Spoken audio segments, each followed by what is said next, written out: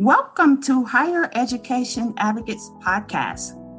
This podcast is about supporting students and families as they navigate through the post-secondary complexities of college. From time to time, I will touch base on current events. Expect to hear jam-packed information that includes strategies and tips. The goal is to empower families and help them make informed decisions. Expect to hear from higher education professionals, HR professionals, tax pros, mental health professionals, financial aid administrators, students, parents, plus more. My name is Teresa Harris, and I'm a college financial aid expert. I'm also the founder and owner of Scholarship Momma. I have a master's in higher education, and I am an alum of Robert Morris University in Chicago. I'm a wife, mom, and grandmother. My heart is for our youth, but the information I'm sharing is relevant for all age groups. When it comes to college, my experience as an adult student was fantastic.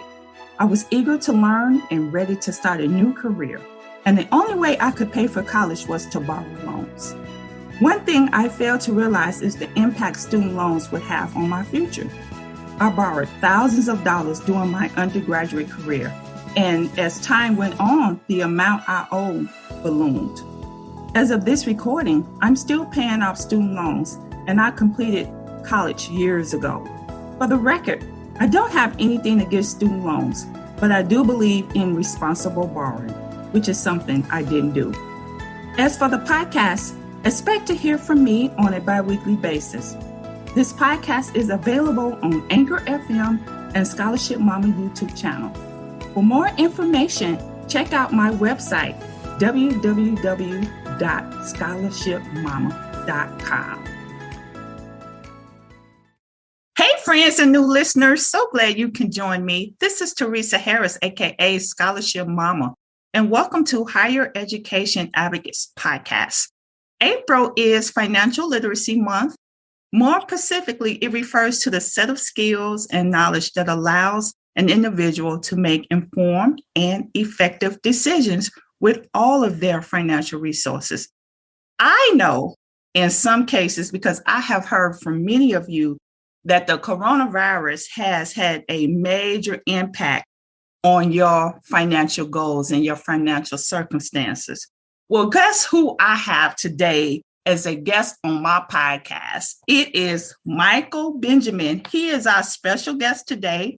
He has an incredible story we all should know.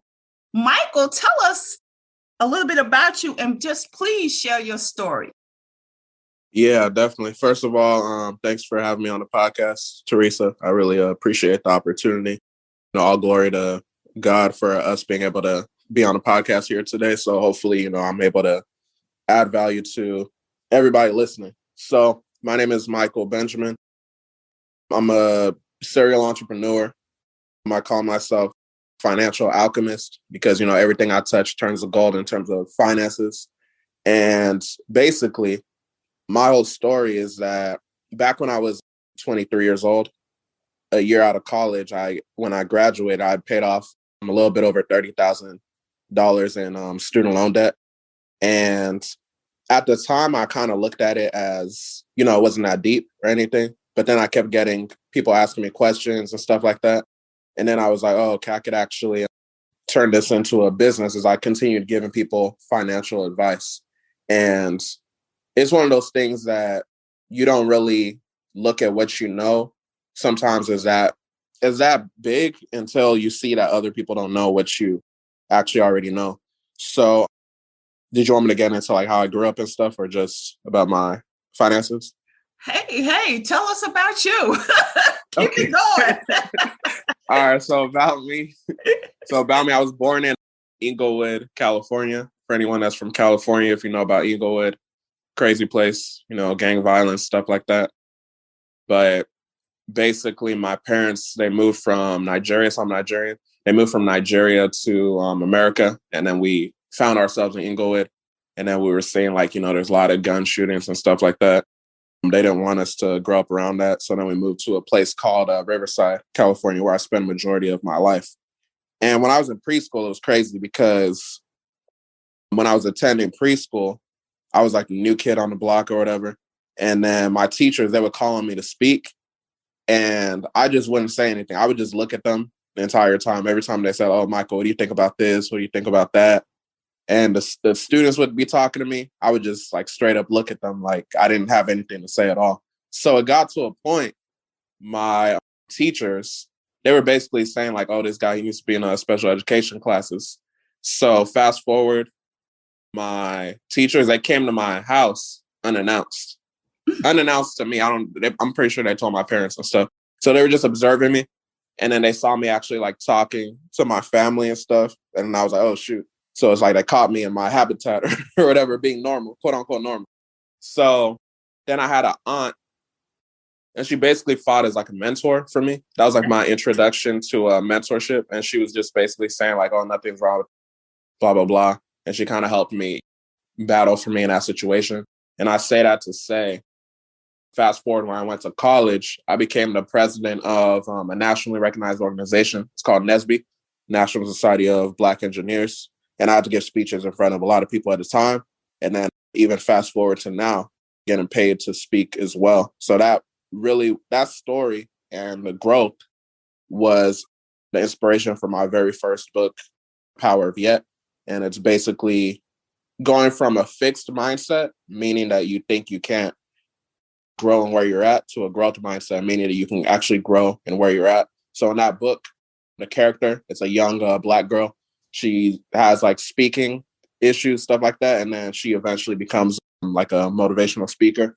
And then it's laced with a lot of financial literacy in there, just because it was inspired also by my debt-free journey.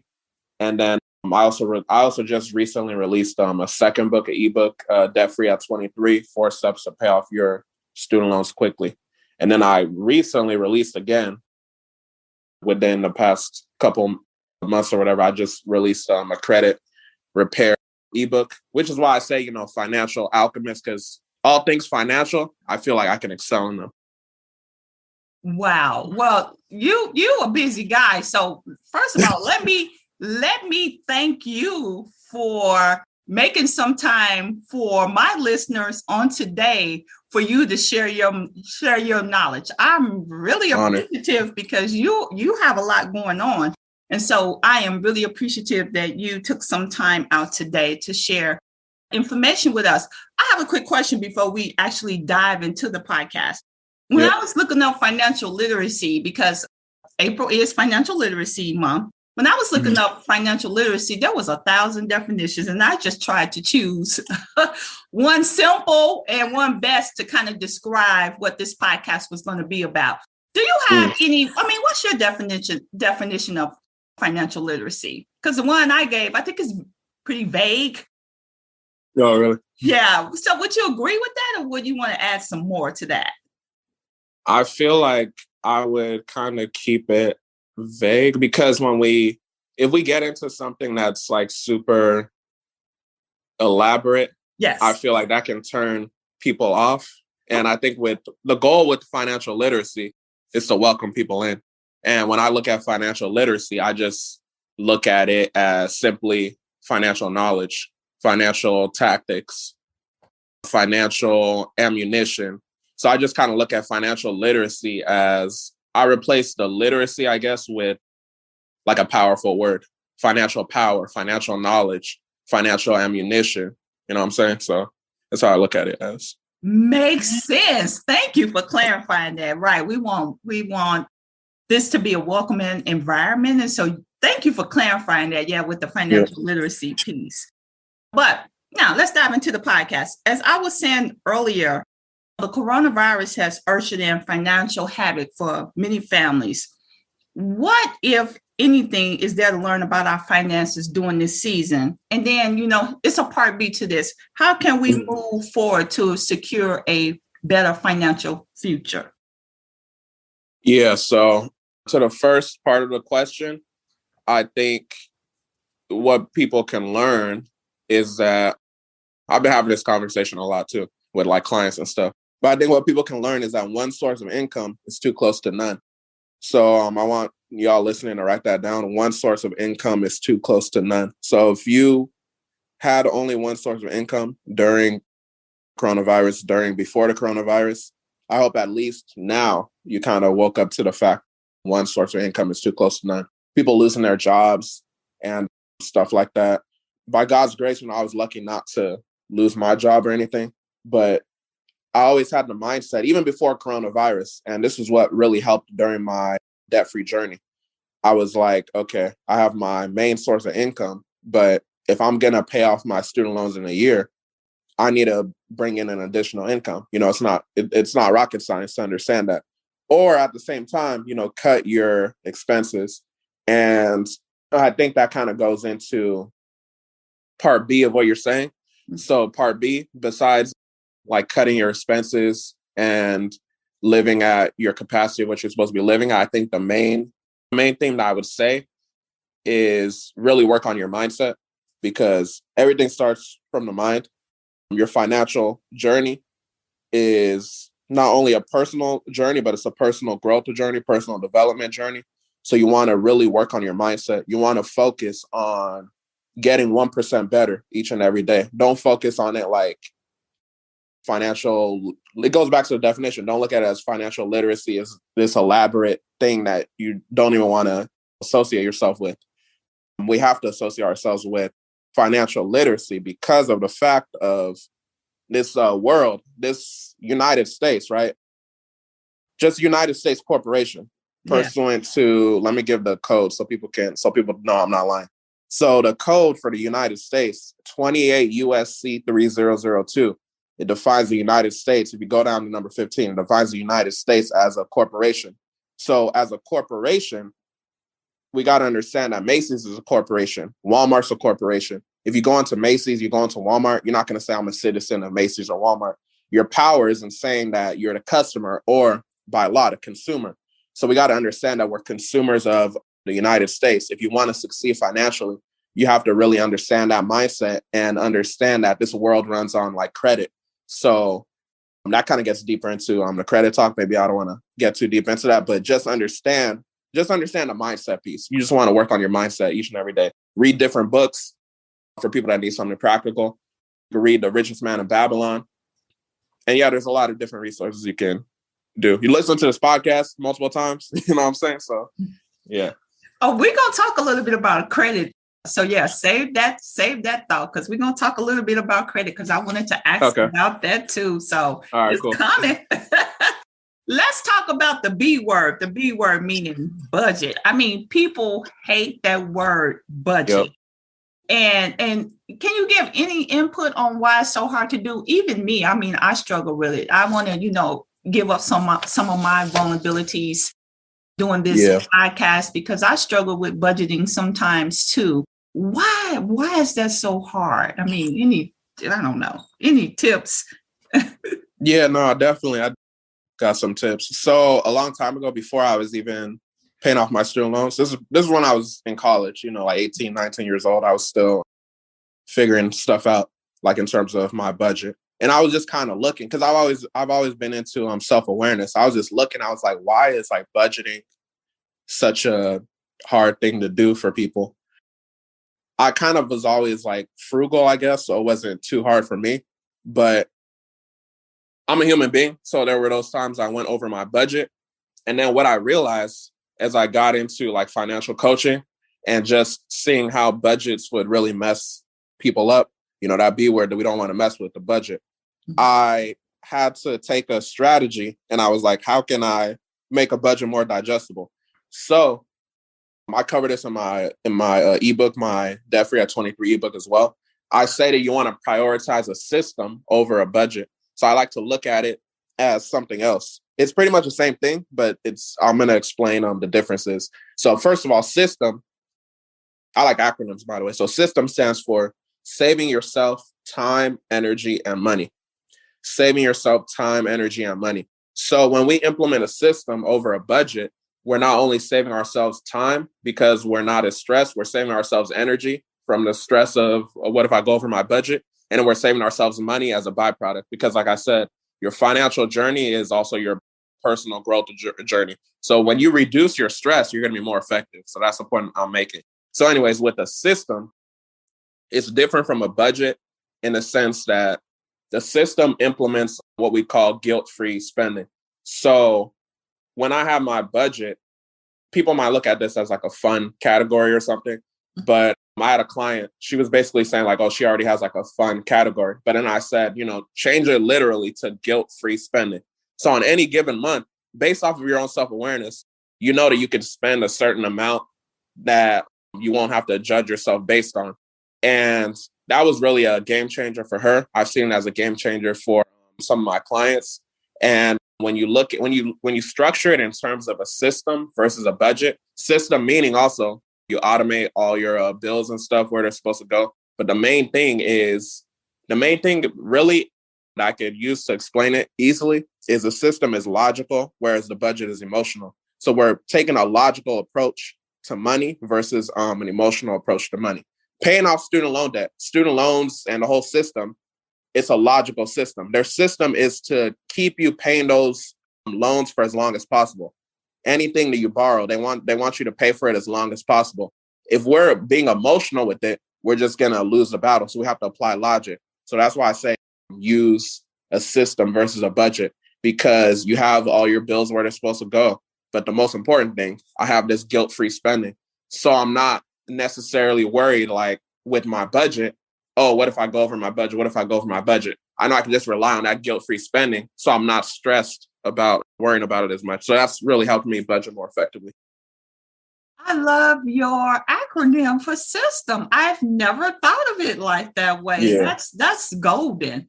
That's golden. Thank you. I love that. Yeah, thank you for sharing that. So now that you shared your system, many families, they are on a tight budget. I mean, any strategies on how they can save if they can? I mean, when you're on a tight budget, as you describe in your system, is savings included in that?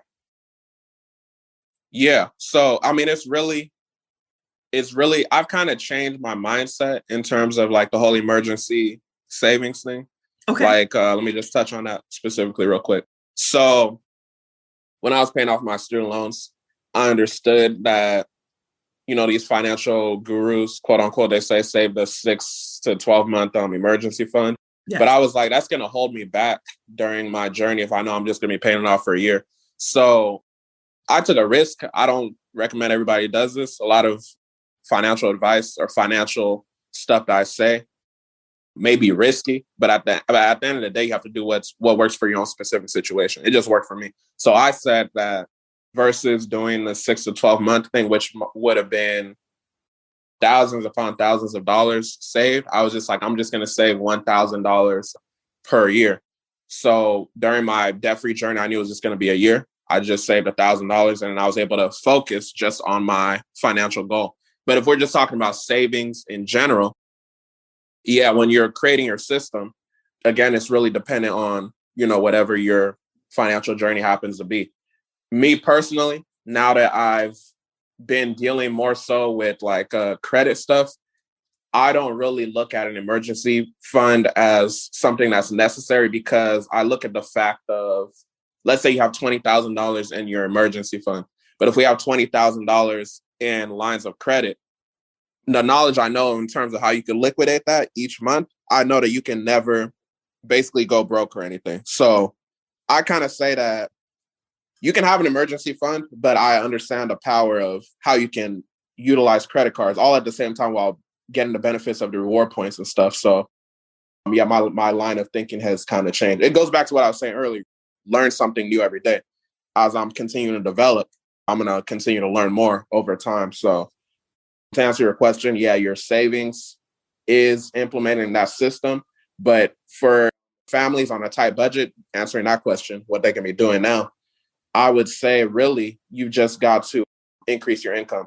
And with increasing your income, that goes back to the foundation, working on your mindset. So you might be reading a book, you might be listening to a podcast or something. You might get new information on how you can increase your income. And I'll even say one of the podcasts that kind of helped me increase my income, it was Side Hustle Pro. Yeah.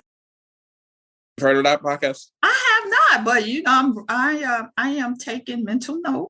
Oh, okay, and okay, I'm going to okay. listen. Yeah. Side Hustle Pro. So Yeah. basically, I forget her last name. I think it's Nikayla Okome, maybe. She's a host and she interviews a lot of different Black women in various fields that basically are profitable based off of their side hustle. So I was listening to it, and then that was basically how I came up with the idea to do my online course. So you never know, just listen to a podcast a day, just get information. And as you continue to get information and you look at what you're doing as a journey, look at it as a journey, your personal journey. A lot of people are like, oh, I'm trying to pay off, my student loans like you. And then I cut them off. I say, don't do it like me. You might be able to do it better than me. It's your own journey, right? So to those families, understand it is a journey. I know finances are a tough subject to talk about. You might want it real quick, but you got to understand that stuff takes time. So do what you can to increase your income. I have free resources to help people increase their income. So if you're listening to this podcast, get in contact with me, my Instagram or something like that.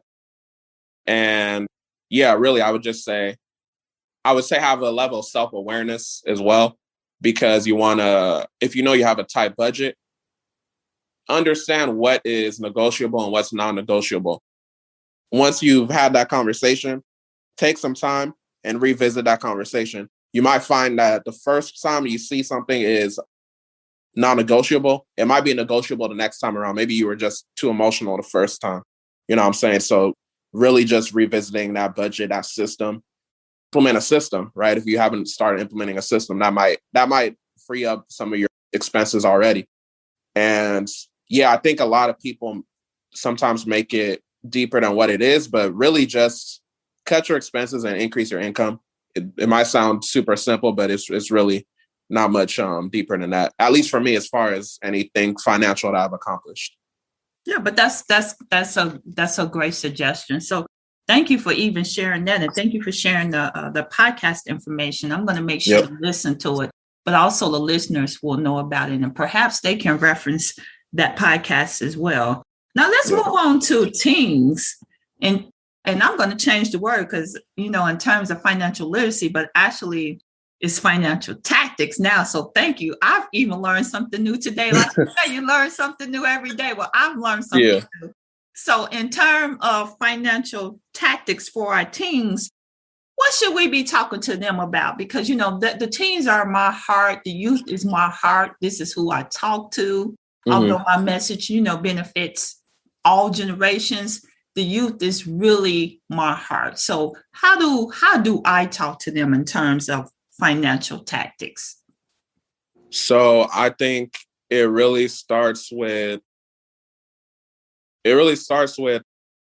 having a conversation about like stuff like credit, like I said, because growing up, me personally, I was lucky enough for my parents to add me as like an authorized user and stuff when I was 18. So, I got good credit and stuff. And I've had pretty much a good score for the most part, like for the majority of my life and stuff. But the thing is, I wasn't really privy until recently to like just how we could leverage it for different things. Like say, for example, if I have a $10,000 credit card or something, I run up the $10,000 through something called a manufacturer spending. So it's basically like spending the money, but I'm not spending the money because I'm returning it.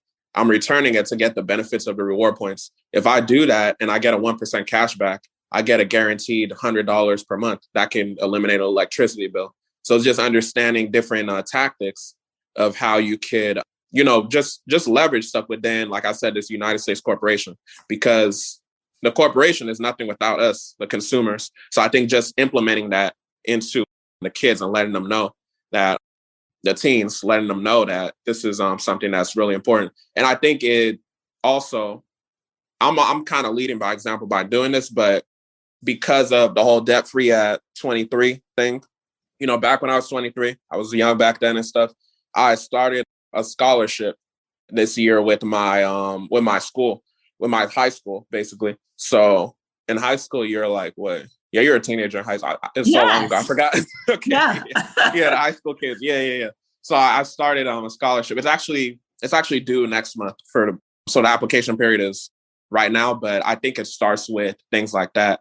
letting them know what is possible. Because before I became debt free at 23, I really didn't know about Black people being like debt free, paying off their student loans or anything. And to be honest, like I didn't know about any young people like that. So when I did that, I was like, okay, I was looking at it as my why for the future. I was like, okay, maybe, God is putting me in this position to be able to be a blessing to other people. So why don't I create this scholarship and title it Debt Free at 23 so that they see it's possible for them. So as they're applying, before they even get into college, before they even take out those student loans, they know that it's possible to actually pay off that debt.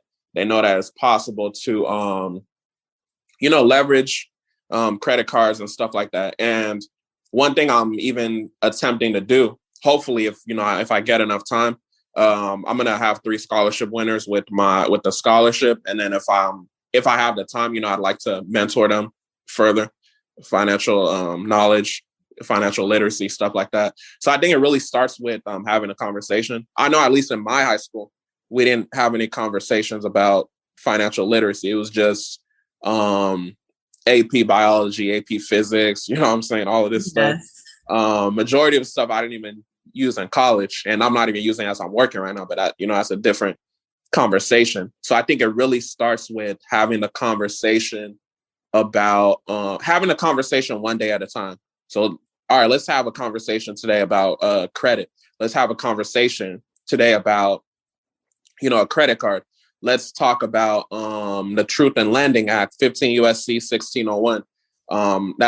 That would be for, a deeper conversation when we get into the different laws and the different US codes, and just understand that, it's possible to succeed financially. And once you have the knowledge, like you're gonna be able to succeed financially. So I think it's just having a conversation one day at a time, different terms. We can create different flashcards in terms of finances. Having a conversation, understanding that one source of income is too close to none. So having conversations with even people younger than me, because I know I'm not the only person that's done something financial. So having someone maybe around their age, speak to them and relate to them, and just kind of show them, what is possible. So hopefully any teens listening to this, they can be inspired.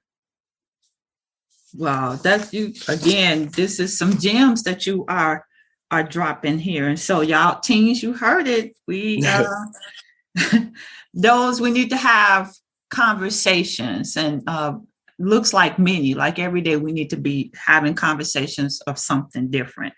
But let me ask you about our working teens, because many of our teens are working. I mean, I talk to them as it pertains to the questions they have about the FAFSA. So we have teens that are working. We have some teens that are even entrepreneurs, which is like outstanding.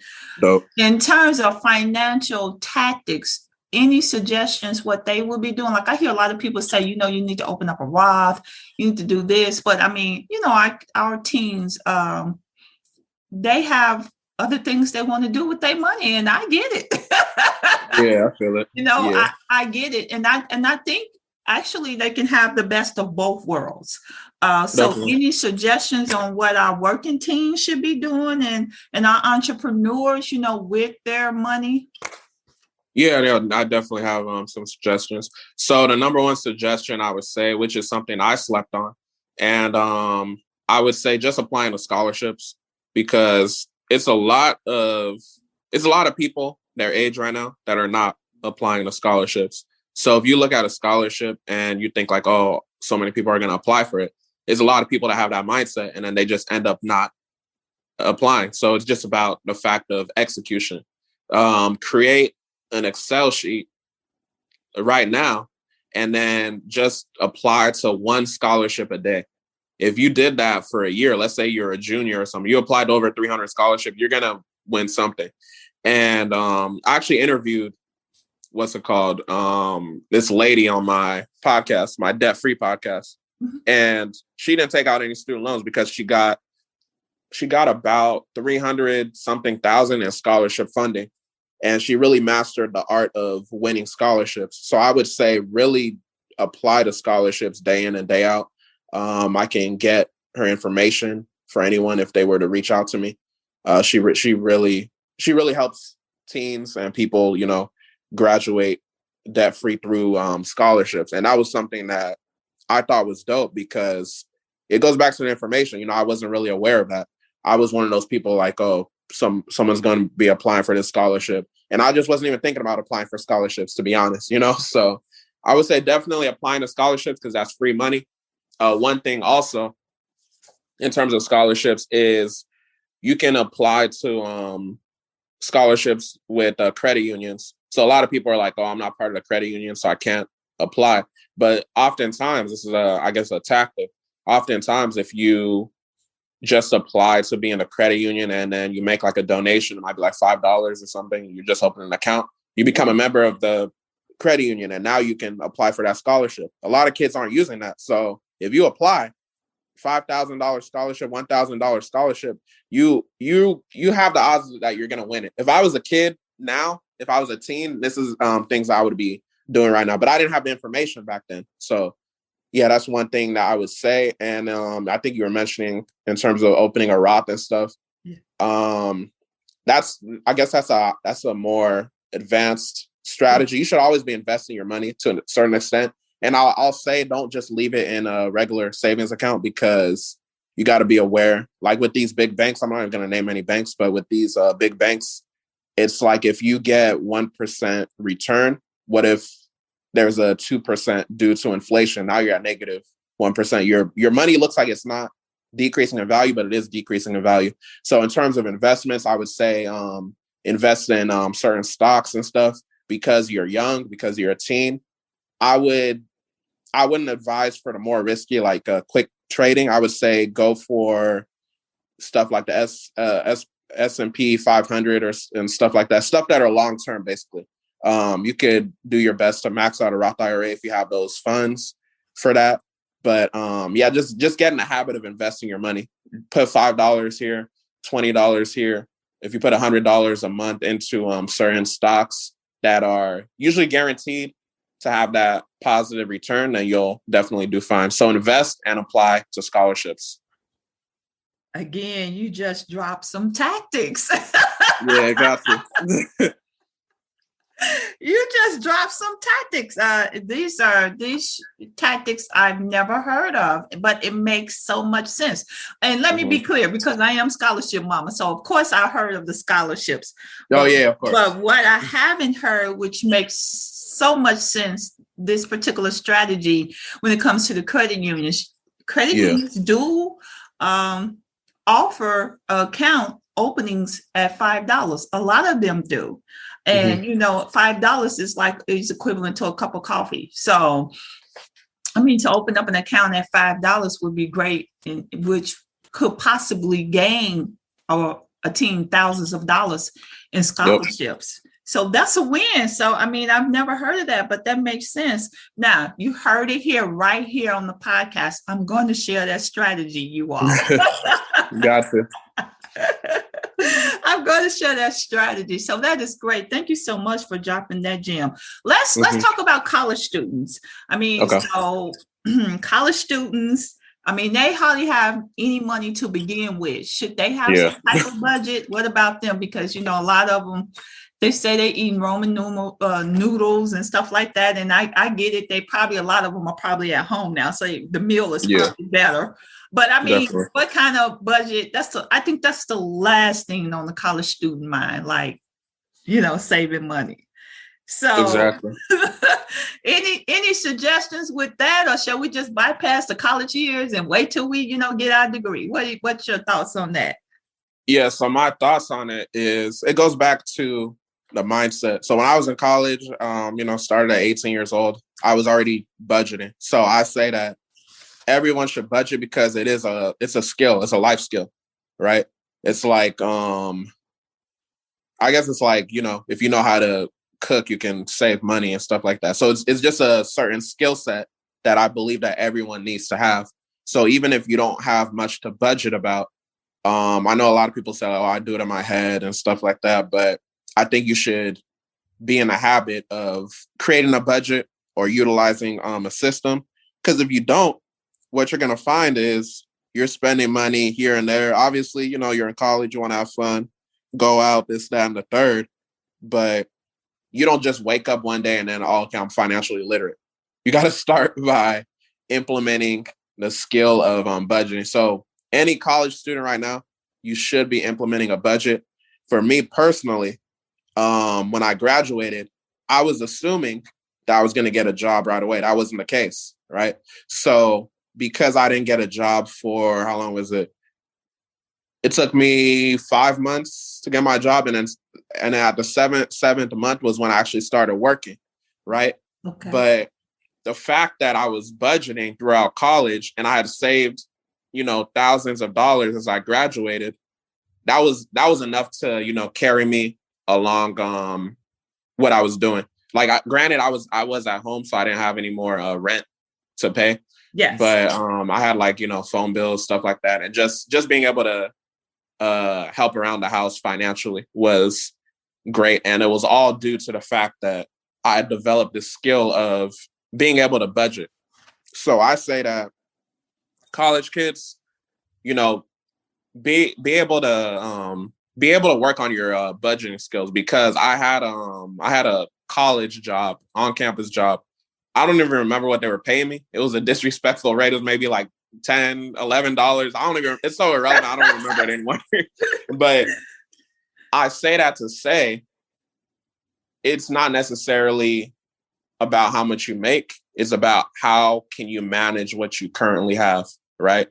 If you can't manage $10, what do you think is going to happen when you get $100,000? So you got to understand the skill of budgeting. I was able to manage that small money. And then as I continued increasing my income, I'm able to manage those larger amount of funds. So I really want the college students, teens, all of them to understand, you got to look at the skill of budgeting as your friend, because if you can't manage a small amount of money, you're not going to be able to manage a larger amount of money. So just understand, it's not about how much you have.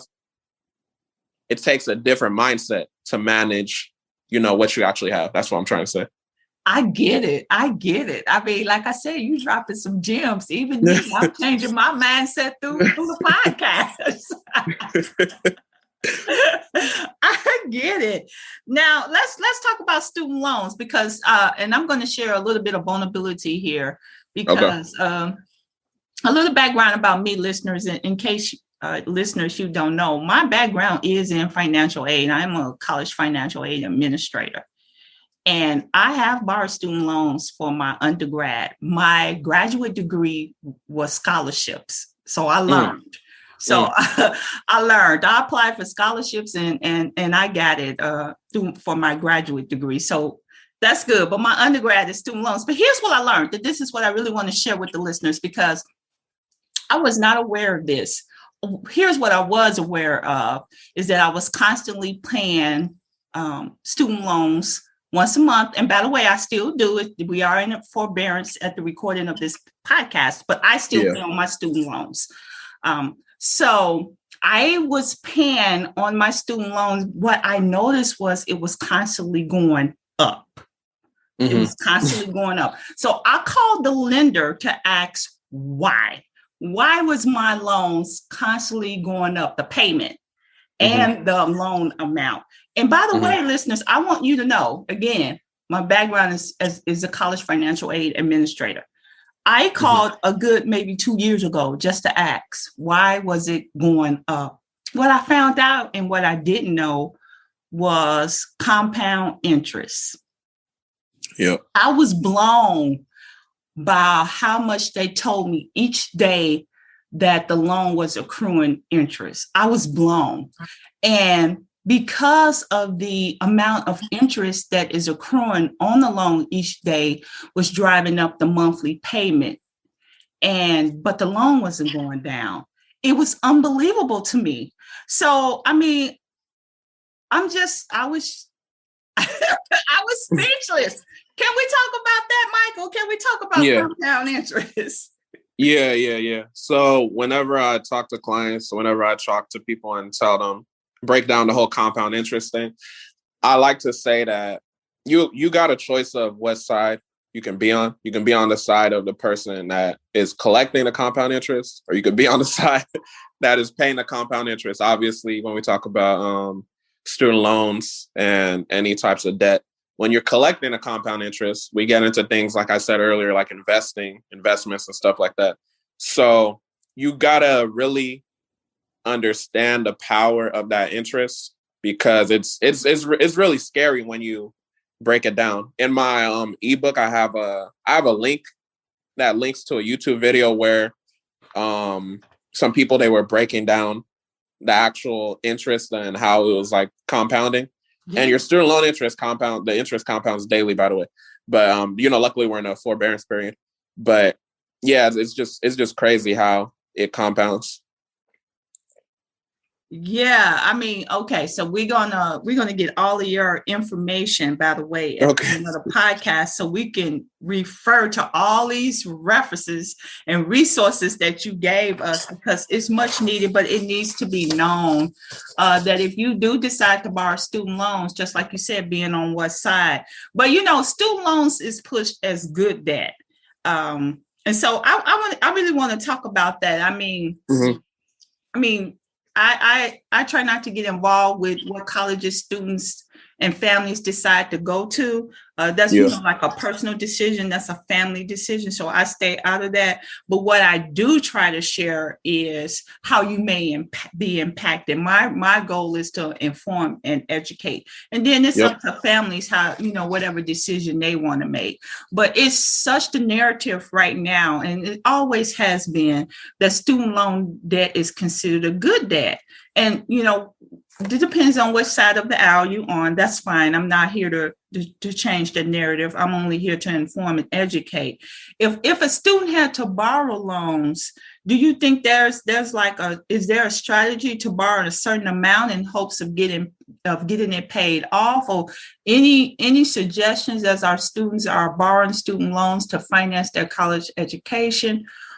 If they had to borrow, what would you say, I guess, would be a safe amount? I don't even know if that's the right word, because again, here's a vulnerability of mine. I know when I graduated from undergraduate, it was the .com boom at that time. And 2 weeks prior to that, I had a job. And then the .com boom happened, and then I didn't have a job. So, but the expectation was for me to still pay back my student loans. So what I'm trying to say is we really don't know what's going to happen out here in terms of the economy and the environment. Is what I'm really trying to say. And so I don't even know if it's a good word to say, like, safe amount. But if a student had to borrow a loan, is there like a rule of thumb you would say, or what's your suggestion? Any suggestions with that?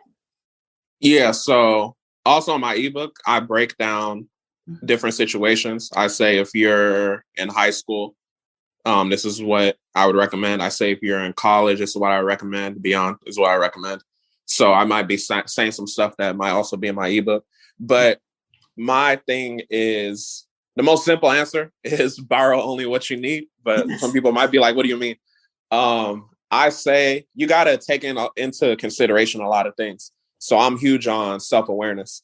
And the very first step in my ebook, the 4 steps to pay off your student loan debt quickly, the very first step is self-awareness. So there's a personality test that I utilize. It's called the DISC assessment. Yes. And are you familiar with it? I am. Okay, cool. So the DISC assessment doesn't necessarily say who you are. For those that aren't familiar, it just says how you're operating at a certain point in time. So it was crazy because I took it like prior to my journey, and then I had my results and stuff, but I didn't really look at it as that significant. And then as I went along my journey and I paid off all my loans, I realized that if I were aware of myself and made it more effective. So then I took a deeper version of the DISC assessment. I linked up with I think your listeners will know Eric Thomas, motivational speaker. Yes. So, okay. Yeah. So basically I got trained by him and his people and certified in information. And their version of the DISC assessment, they call it the flight assessment. It really goes deep into who you are. So once I understood that, I understood my superpower, I was like, okay, let me test it out. I have a car note and I still haven't paid that off. So I applied, my my superpower into my tendencies, my financial tendencies, and I eliminated the car note as well. So then I was like, okay, as I'm writing this ebook, I have to speak on self-awareness because you have to know who you are. And the reason why I say that, I recommend for those people that are going into college talking about I'm undeclared and stuff like that. There's Yeah. no reason why you should be undeclared because you have the ability to know your talents, your strengths, and your blind spots and stuff. So I recommend that before they even take out any student loans, have clarity on what it is that you're going to do. I personally already knew that I was going to be a chemical engineer. Research the entry level salary of those people. So if I know the average of an engineer is, close to 80 to 100,000 or something like that, right? And I know that I'm going to school to take out student loans, I could afford to take out that thing that's going to, apply to be eventually 30,000 because I know I'm going to be able to pay it off, right? Yeah. So you want to look at it as an investment. So that's why when we talk about is it good debt or bad debt, I think it's really how you utilize it. Because if you give somebody a tool and you give the next person the same tool, one person can say that it's useless, but they just don't know how to use it. You know what I'm saying? Yes. So it's just about how you utilize it. When we also talk about it being positive, we get into credit. Your credit report, in order for it to look good, one of like the main 5 to 6 factors, one of the factors is your number of accounts. They want to see at least 10 positive accounts. If you take out 10 different student loans, you've already satisfied that. And student loans aren't when you take out the student loans, like when you first enter college, it's going to be on your report for years. They also look at your age of your credit history. So that's a way of how your student loans can be a good debt. It's going to reflect good on your credit report. And obviously, when you use credit, you're able to get access to different loans, a house, stuff like that, whenever you're in that process. So I say really gain clarity and understand who you are. Understand that certain styles might recommend that, you go to school to be like an engineer. Maybe you're supposed to be in nursing or something like that. So just gain clarity on what it is that you want to do before you actually take out those student loans. And I would recommend don't get too fixated on, the name of the school, because where I went to school wasn't as relevant as what I was able to do, like my skills. Because at my current job, there were people that went to schools, less ranked than me, higher ranked than me, and we're all working at the same place. It's just what can you do? It's just the skills and talents. So I say that to say, if you go to community college for a couple of years and then you transfer, that's fine. If you go to community college and that's all you do, but you have the skill set, then I think that's fine. I think we're in the age that they just want you to be able to be productive within the organization. So don't get too fixated on, I got to go, out of state and rack up all these student loan debt and stuff. I was in state, by the way. So, 30,000 wasn't too much for those 4 years. So yeah, those would be my recommendations. Love it. love it. I say the same thing. Don't get, stuck on that school. And I think so many of our students do that, and they just take themselves out of the running. And so I like that. I like what you said. And I appreciate you too telling us the difference when it comes to good debt, because I've always heard that, and a lot of students have always heard that, but didn't know exactly what that means in relations to the credit report. So that makes sense. So I thank you just for further drilling down on that. Ooh, we're almost done. I mean, I got you. You are a wealth of information. Let's talk about parents teaching their children about money. Okay, so when should parents start talking about to their children about money? I mean, how young should they be? I mean, I got my thoughts on this, but I want to hear from you. Okay. Are you talking about like age or? Yes. I mean, I think as young as 5 years old or something, just start implementing small terms. You don't gotta talk over their head to where they don't get it. But at the end of the day, it's like when you're a baby, it took you a while before you're able to walk. You got up, you fell, you got up, you fell. So even if the information goes over their head, repetition is real important. We think about, how much time people spend with their kids. You could just be at the dinner table or something. Just throw in a financial term or two as you're paying bills and stuff. Oh, you see how, all this stuff is automated. They might be, automated. What is that? They'll figure it out later or something. So these are things I'm planning on to do personally, when I have kids and stuff. But I would say as early as they can grasp the concept. So it might be 5 years old, might be 6 years old, something like that. What's your thoughts on it? I thought so too. I was talking to my son last week about the age range, and I told him I thought 5 years old. 5 years old was a great age to start, talking some simple terms. I mean, he was saying some things, and I was like, well, I think you should give him an allowance. That's just me, because thinking about, money. And my whole thing was, and, since we're talking and it's about educating and helping, I'm going to go ahead and say this, and there might be a little bit of vulnerabilities, but I would love to hear your take on it. And so my son and I, we were talking last week, and he was saying that, my grandson was going to be cleaning up the house. And I was like, oh, that's great. Outside of his room, why don't you give him an allowance? And I said, why don't you give him an allowance? And then that teaches them about money. That was my whole thing. And I said, and then when you all go to the store and they want something from the store, if they don't have enough money, then you are to say you don't have enough money for that. But when you get your allowance the next time, perhaps you will, depending on the cost of it. So I thought that was just a great way to introduce money. So in terms of not overspending, you learn that very early as a child, that if you don't have it, you don't buy. That was my take on it. I don't know. What's your take on it? No, I fully agree. I think this is actually something that I've talked about and what I plan to do.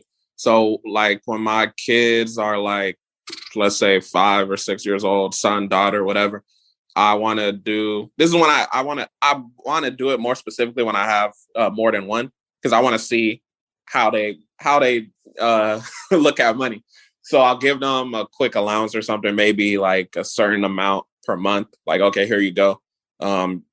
Make sure y'all, save, do whatever you want with it, and just kind of observe how they go about it. And then, what I might see is maybe they'll both save. Maybe one will spend the money and be like, oh, I need more money. And then they look at their sibling that actually has, more money. So I think it's a good money management tactic. And I would definitely use that as a teaching moment as well. I love it. Okay. I can't wait to share that. Okay. I love that. Okay. And I was just like, that was my thought on it. So I'm glad it was great. I'm going to share that. Now let's talk about these credit cards. You talk about self-awareness, and I'm going to share a story. But let's talk about these credit cards. So I know that people have several credit cards. How do you go about paying them down? Is there a strategy with that, a great strategy? How do families start paying credit cards down? Yeah, so there's actually a pretty good strategy that I cover like in my mentorship, which is, thousands of dollars investment, but I'm here to share the skills, So hopefully my mentees aren't mad at me.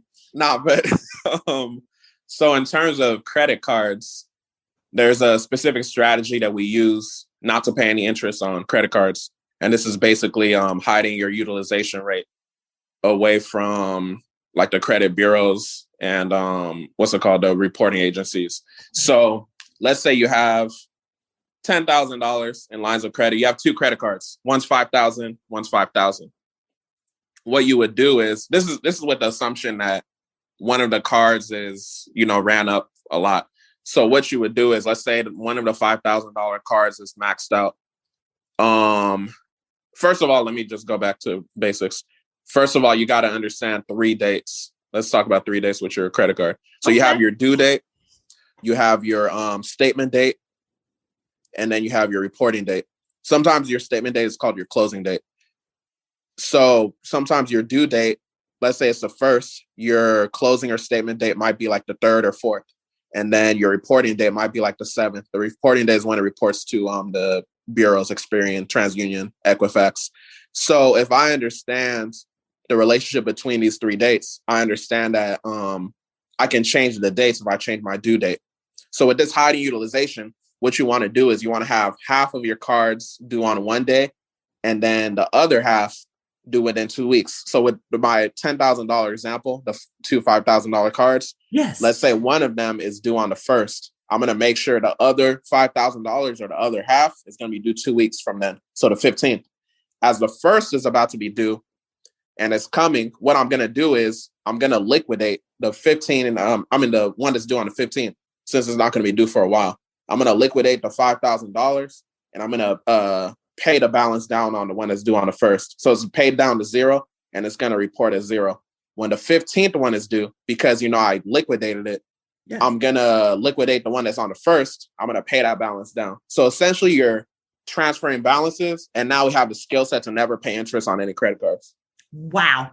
Okay. That's good enough. Don't share anything else with us in terms of credit cards. No, I'm here to get the keys. Yeah, because they need to get your book. No, that's not in the book. That's not in the book. That's higher. That's higher level. Yeah, that's higher level. Oh my goodness.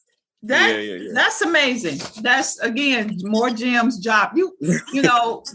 This ring is a huge diamond ring, because you dropping all these gems on today. Oh my goodness, you have dropped 1 carat. I mean, and it's before this podcast over, man. It's gonna be something, a gem big, out of Africa, the world's biggest gem, the world's biggest podcast that dropped all the gems. So this is amazing. This is some great information. Thank you for sharing that, because even I, again, have learned something. But what I really wanted to say, in terms of vulnerability, because you said something about self-awareness, and you've been saying that through the whole podcast, self-awareness. Mm-hmm. So I just want to share a little story. My husband and I, we are homeowners. We've been homeowners for 5 years now. And our house it's somewhat big. So it's almost fully furnished, except our living room. So last week we went to the store to purchase furniture, and we had our self-awareness goals. Let me say that. Mm-hmm. We knew we had already made up in our mind how much we were going to spend. We weren't going to go over, and that's the decision we made as a couple. But I love when you say self-awareness. I did not realize that at the time. Now that you mentioned it, this is what occurred, of course, when we went to the furniture showroom. They want to sell you everything. Yep. And everything looks good too. For real.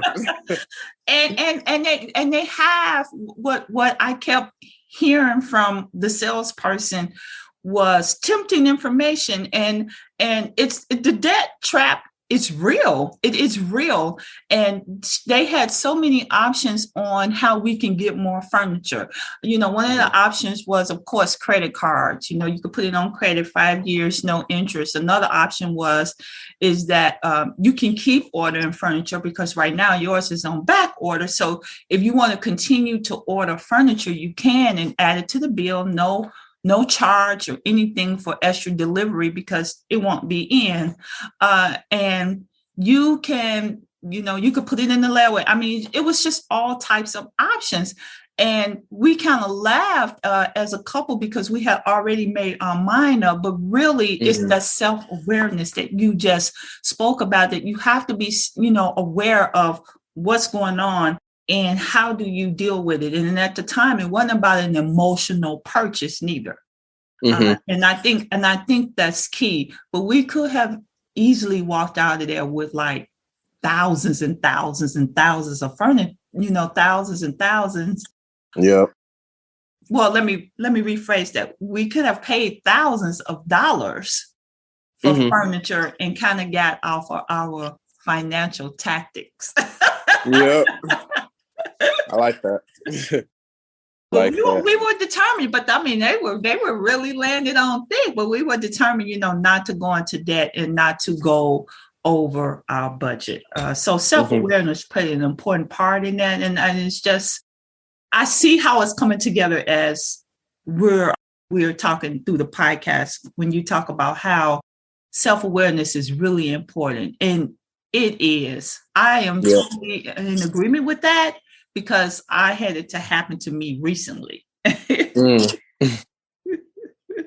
So we're going to wrap it up in a few minutes. Like in terms of finances, what is one thing you wish families would do in terms of finances? If you had to just give your opinion. So in terms of finances, I wish families would have more discussions the way that we're having a discussion right now. Just looking at it as something that you can leverage. So when we talk about, the credit card example I just gave, hiding your utilization rate, you now have the knowledge to not have to pay any interest on any of your credit cards. That's a valuable skill set. But if you're scared of talking about finances, you wouldn't be diving into these topics and you might not know that. So I wish families would just know also to leverage credit cards, because it's like you're using someone else's money versus your own money, right? I wish families would, kind of like what we both agreed with, have these conversations with their kids as young as like 5, 6 years old, stuff like that.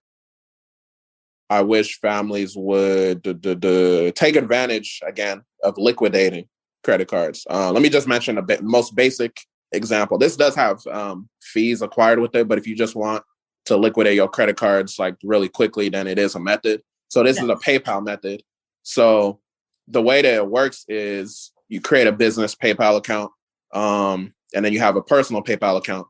Log into your business PayPal account. This is legal, by the way. Log into your business PayPal account and then invoice your personal PayPal account, whatever you want. So with the $5,000 example, let's just go with you wanted to get $5,000 out of that credit card that was that's empty, that's due on the 15th, to pay off the one that's due on the 1st. So I invoice myself $5,000 and then I'll pay it with that credit card that I want to liquidate. So I do, standard delivery, maybe 2 days or something like that. Yes. And then it ends up in my bank account. So now I have the $5,000. But the thing is, with PayPal, they charge a 2.9% plus 30 cents fee. So for every $1,000 you want to get, you're going to be charged $29.30. So if I wanted to liquidate $5,000, I'd probably be paying $145, something like that. But you're getting the $5,000 instantly. So that's a way to liquidate your credit card. There's higher tactics and stuff, but my mentees might kill me if I put everything out on here. Understandable. Yeah, this is some great information. Michael, tell us where the listeners can find you. Please tell us all your ebooks, where we can find your ebooks, any groups. Where can we find you? How can we keep in touch with you? Please drop all of your information. All right. So I think the easiest way is just to go to my Instagram, because I have a link that has all my resources, all my books and stuff. So if you just go to my Instagram, my name is @MikeOBenjamin. So it's the first 4 letters of my first name, MICH, my middle initial, which is O, and then Benjamin. So @MikeOBenjamin. If you go there, click the link in my bio, you'll be able to get access to my first book if you want to order it physically. You'll be able to get access to, my second book, the ebook. You'll be able to get access to my credit repair ebook, the third book. And if you just want to go to my website, it's still in processing, just getting stuff together, but you can go to michaelobenjamin.com. But head to my Instagram @MikeOBenjamin, and you can get all my resources and things like that. DM me, all that. Ooh, got it. Well, Mike, thank you so much for sharing your wealth of information with the listeners. Mm-hmm. I am sure they will enjoy it. I am heading to your Instagram account to follow you. Okay, we are friends in other arenas, but I'm heading to your Instagram account to follow you as well. But listeners, I want to thank you so much for joining us on today. And don't forget to reach out to Mike on his Instagram channel. Anyway, everyone, have a fantastic rest of your week. Thank you. Thank you. Appreciate you having me. And thanks to all the listeners. Until next time, we will see you, or shall I say, so until the next podcast. Thank you so much.